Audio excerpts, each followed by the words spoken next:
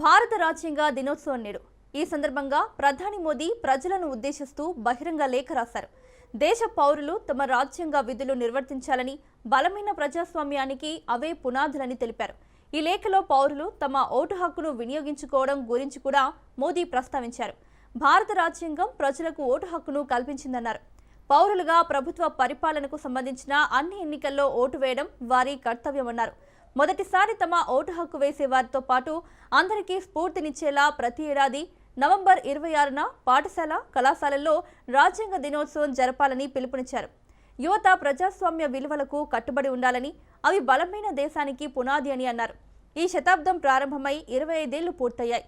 మరో 2 దశాబ్దాల్లో వలస పాలన నుంచి విముక్తి పొంది 100 ఏళ్లు పూర్తి చేసుకుంటాం. 2049కి రాజ్యాంగం ఆమోదించి 100 ఏళ్లు అవుతుంది. ఇప్పుడు మనం తీసుకునే నిర్ణయాలు, సమిష్టి చర్యలే రానున్న తరాల జీవితాలను రూపొందిస్తాయి.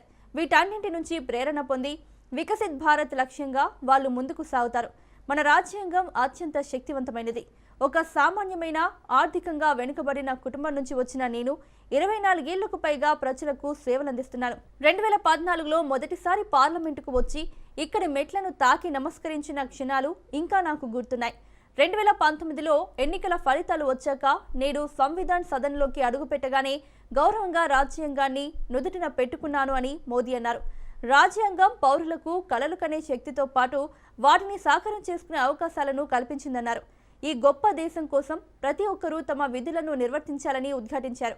అప్పుడే అభివృద్ధి చెందిన, సాధికారత కలిగిన భారత్గా రూపొందుతుందన్నారు. ఈ సందర్భంగా రాజ్యాంగ నిర్మాతలకు మోదీ నివాళులర్పించారు.